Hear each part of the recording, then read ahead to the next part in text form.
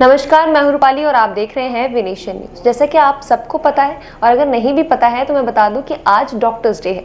उसी के उपलक्ष्य में आज मैं बैठी हूं यहाँ PSRI हॉस्पिटल में और हमारे साथ हैं डॉक्टर अमित उपाध्याय जो कि ऑन्को स्पेशलिस्ट यानी कि कैंसर स्पेशलिस्ट हैं। आज हम कैंसर अवेयरनेस के बारे में जानेंगे और कुछ ऐसी बातें जो आपको जाननी चाहिए। Hi sir. Thank you sir, मेरा सवाल है पहला आपसे कि आज डॉक्टर्स डे है, तो इसके बारे में आज हमारे ऑडियंस को क्या बताना चाहेंगे कि डॉक्टर्स डे क्यों मनाया जाता है या इसकी खासियत क्या है? जी, डॉक्टर्स डे इंडिया में मनाया जाता है। डॉक्टर BC रॉय जो बड़े प्रोमिनेंट फिजिशियन थे अपने समय के, and he was a very brilliant academician. उनकी मेमोरी में ये डे सेलिब्रेट किया जाता है और पूरा फोकस गवर्नमेंट का या सारी सोसाइटी का, सारी डॉक्टर कम्युनिटी का ये रहता है कि this is celebrated as something in his memory to recognize the great work done by him and all the medical fraternity across. जैसा कि सर ने बहुत अच्छी तरीके से बताया है और शायद आप में से किसी लोगों को पता होगा, नहीं पता होगा, बट क्योंकि सर एक ऑन्को स्पेशलिस्ट है तो मैं आपको कुछ कैंसर से रिलेटेड, अवेयरनेस से रिलेटेड मैं पूछना चाहूँगी। तो सर, जैसे कि हमारे इंडिया में या चाहे कहीं बाहर भी हो, ऐसा बहुत बार होता है कि हम जब लास्ट फेज में या फाइनल स्टेज में पहुँच जाते हैं हमें तभी पता चलता है कि हाँ, हमें कैंसर है। और बहुत सारे लोग सोचते हैं कि काश हमें पहले पता चल गया होता तो हम इसके बारे में कुछ कर सकते थे। तो आप कुछ सजेशन देना चाहेंगे या ऐसी चीज़ें जो उनको पता पहले से ही पता हो सकती हैं कि उन्हें कैंसर है या ऐसी कोई डिजीज़ होने वाली है?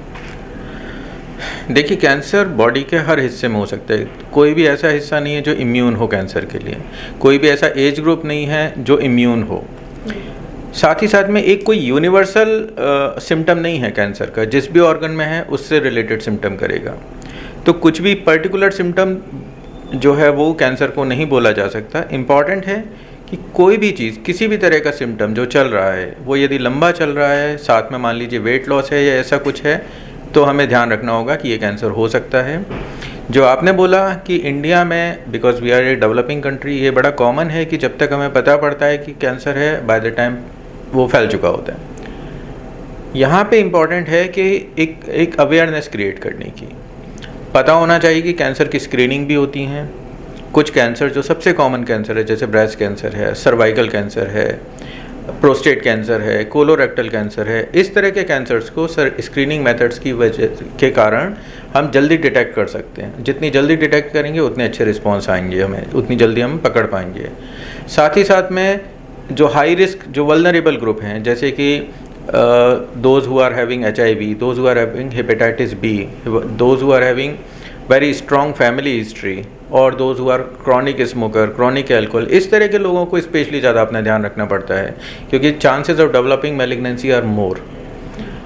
सभी तरह के, तो जो मेरा टेक होम मैसेज आपके लिए वो होगा, सारे व्यूअर्स को जो बताना चाहेंगे कि भाई कोई भी सिम्टम कैंसर के सिम्टम हो सकता है, बशर्ते वो लंबा चल रहा हो और उसका कोई और रीज़न हमें नहीं मिल रहा हो।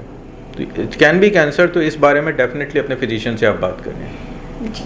और सर, जैसे कि आपने बताया कि कैंसर जो कि होता है कोई एक जगह नहीं हो सकता, हर जगह हो सकता है और कोई भी शरीर का कोई हिस्सा नहीं है जो कैंसर से बच सकता है। तो वैसे ही सर एक और चीज़ें, मिथ्स बहुत हैं हमारे इंडिया में ही और कि बाहर की कंट्रीज़ में ही क्यों ना हो, बहुत सारे मिथ्स हैं कैंसर्स को लेके। कुछ ऐसे मिथ्स जो आप लोगों के दिमाग से हटाना चाहेंगे? ओके, देखिए, जो कॉमन चीज़ें हम लोग सुनते रहते हैं ट्रीटमेंट में, पहली चीज़ होती है कि लोगों को लगता है कि उसका ट्रीटमेंट जो है वो कैंसर से भी ज़्यादा प्रॉब्लमेटिक हो सकता है। वो एक्चुअली ठीक नहीं है। कैंसर ट्रीटमेंट के कई सारी मॉडलिटीज़ हैं एंड यस, हो सकता है पास में कुछ ऐसी चीज़ें थी जब बहुत अच्छी सपोर्टिव केयर हमारे पास नहीं हुआ करती थी, उस वक्त things were different. Now it is we have all the precise medicines जो सिर्फ और सिर्फ कैंसर को टारगेट करती हैं, बाकी शरीर को नहीं करती हैं। तो साइड इफ़ेक्ट्स अब बहुत ज़्यादा नहीं होते हैं। तो पहली चीज़ ये दिमाग से निकाल दें, कैंसर है उसे ठीक कराइए, रादर देन ये सोच के कि अरे इससे तो ट्रीटमेंट में और नुकसान होगा, मैं नहीं करा रहा हूँ। दूसरी कॉमन चीज़ें हम लोग सुनते रहते हैं, लोग बोलते हैं कि जैसे एक बड़ा कॉमन मिथ हम सुनते हैं कि शुगर लेने से कैंसर बढ़ जाता है, कैंसर सेल शुगर पे डिपेंडेंट है, शुगर बंद करेंगे कैंसर ख़त्म हो जाएगा। ऐसा कुछ नहीं होता है। आगे हम उसमें तो नहीं बात करेंगे कि लोग कई सारे कोई आयुर्वेद में ट्रीट हो रहा है, कोई यूनानी में, कोई तिब्बती में, हर जगह अपनी अपनी पैथीज हैं, दे आर देयर।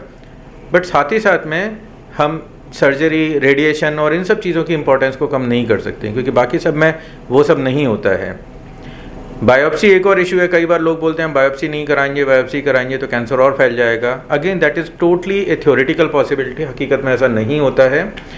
बायोप्सी तो बल्कि टिश्यू का पीस है जो कैंसर के बारे में इंफॉर्मेशन दे रहा है हमको, तो बायोप्सी कंपलसरी है।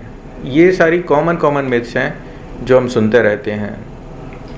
और सर मुझे आपसे कहना था कि जैसे हम कहते हैं कि अगर आपको कैंसर हो गया है ना, सब डर जाते हैं, पहले ही डर जाते हैं क्या हमें कैंसर हो गया अब तो क्यूरेबल नहीं होगा, क्योंकि पहले एक समय था जब इंडिया में इतनी सारी टेक्नोलॉजीज़ नहीं थी और तब इतनी दवाइयाँ नहीं थी कि क्योरेबल हो सकता था, क्योर हो सकता था।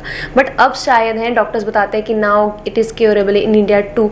तो क्या ऐसी इंडिया में ऐसी टेक्नोलॉजी आ चुकी है कि आपको पता भी चल जाएगा और अगर आप फाइनल स्टेज या लास्ट स्टेज के तक भी पहुँचे फिर भी आप बच सकते हैं? देखिए, लास्ट स्टेज मतलब जैसे हम बोल रहे हैं फैला हुआ कैंसर ये स्टेज 4 है, वो कुछ ही बीमारियां हैं जहां ठीक होने के चांसेस होते हैं, जैसे हॉजकिंस लिम्फोमा या कोरियोकार्सिनोमा, इस तरह की चीज़ें होती हैं जहां बीमारी फैली भी है तो भी वो 100% ठीक हो जाती है। सभी कैंसर में यदि हम बोले हैं कि नहीं 100% ठीक हो ही जाएगा कि फैला हुआ है, ऐसा नहीं होता है।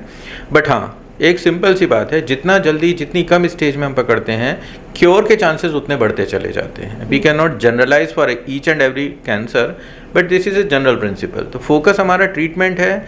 फोकस हमारा ट्रीटमेंट से भी पहले जो है कि हम अपनी हेल्दी हैबिट्स रखें कि कैंसर डेवलप ही ना हो, स्क्रीनिंग रेगुलर रखें, जिससे कैंसर यदि डेवलप हो भी रहा है शरीर में तो हम उसे जल्दी से जल्दी पकड़ के ट्रीट करवा पाएँ।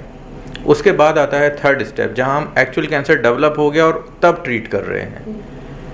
दवाइयां हैं जो रिजल्ट बहुत अच्छे होते जा रहे हैं पहले से, बट ऐसा नहीं है मैं बोलूं कि सारे स्टेज 4 100% ठीक हो ही जाते हैं। और सर मुझे आप हमारे इंडिया में बहुत सारे ऐसे बच्चे हैं जो डॉक्टर्स की MBBS की तरफ और डॉक्टर की तरफ बढ़ रहे हैं और बहुत हायर एजुकेशन है। हम अगर कंपेयर करें बाकी किसी एजुकेशन में तो डॉक्टर्स बहुत ज़्यादा हायर एजुकेशन होते हैं, उसके बाद स्पेशलिटीज़ होती हैं उसमें डॉक्टर्स में। लेकिन हमने जितनी बार देखा है नीट वाले स्टूडेंट और PG स्टूडेंट जो है काफ़ी स्ट्रगल फेस कर रहे हैं इंडिया में, क्योंकि उन्हें कम सीट्स मिल रही हैं, बच्चे ज़्यादा हैं, इसलिए बच्चे बाहर कंट्रीज़ में जाते हैं ताकि वो स्टडीज़ कर पाए, भले ही ज़्यादा पैसा लगा के जा रहे हों, ज़्यादा डोनेशन देकर जा रहे हों। तो इसमें आप क्या कहना चाहेंगे? देखिए, है तो थोड़ा ट्रिकी, बट ये है कि गवर्नमेंट डेफिनेटली नए नए मेडिकल कॉलेज खोल रही है, पहले से ऑलमोस्ट डबल हो गए हैं पिछले कुछ सालों में, तो संख्या तो बढ़ ही रही है सीटों की। बट यस, डिमांड काफ़ी है और कई सारे ऐसे में बच्चे जो है वो बाहर का ऑप्शन भी देखते हैं। So I am not totally against outside education, but कहीं ना कहीं या तो हम ये सोचें कि कोई बहुत अच्छे मेडिकल कॉलेज हैं यूरोप में या USA बेस्ड जहाँ पे वो बहुत नई चीज़ों के लिए एक्सपोज हो रहे हैं, that is well and good. Otherwise ज़्यादा अच्छा है कि बजाय गोइंग टू यूरोप और चाइना और समवेयर, इंडिया में ही वो कोशिश करें, क्योंकि आप फिर इंडियन पॉपुलेशन को ट्रीट कर रहे हो, आप वो बीमारियों के लिए एक्सपोज हो रहे हो, उन दवाइयों को देख रहे हो जो हम यूज़ कर रहे हैं। बाहर से आप आते हैं तो 1 साल गवर्नमेंट कंपलसरी इंटर्नशिप इसीलिए कराती है कि आप वापस इंडियन माहौल को थोड़ा एडजस्ट कर पाएँ, समझ पाएँ कि यहाँ पे क्या है क्या नहीं है, हमारी क्या डिमांड्स हैं। अब सीट्स तो बात वही है कि गवर्नमेंट कोशिश कर रही है बढ़ाने की और बढ़ भी रही हैं, but again competition is there. अब आई डोंट नो इसका क्या और सॉल्यूशन हो अनलेस सीटें बहुत ज़्यादा बढ़ जाएं, but I think government is constantly setting up medical colleges new and new, तो होपफुली आगे जाके थोड़ा सा और पॉजिटिव बेनिफिट हमें मिलना चाहिए, देखना चाहिए फ्यूचर में। सर मेरे क्वेश्चनों का जो सिलसिला है वो तो यहीं पे रुक जाता है, बट मैं चाहती हूँ कि आप अपनी तरफ से हमारे व्यूवर्स को कुछ सजेशन दें या कुछ ऐसी आदतें जो आप चाहते हैं कि वो अभी से अपनाएं या कुछ आदतें वो छोड़ दें ताकि वो कैंसर से लड़ पाएँ या बच पाएँ।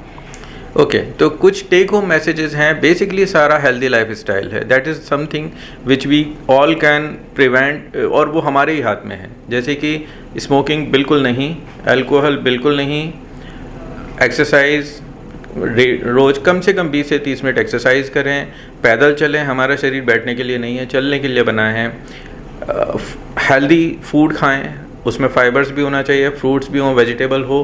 प्रोसेस्ड फूड को कम से कम हफ्ते में 1 आध बार तक लिमिट करें। स्ट्रेस कम से कम रखें, कुछ योगा, मेडिटेशन और इस तरह की चीज़ें हैं जो रेगुलर करें।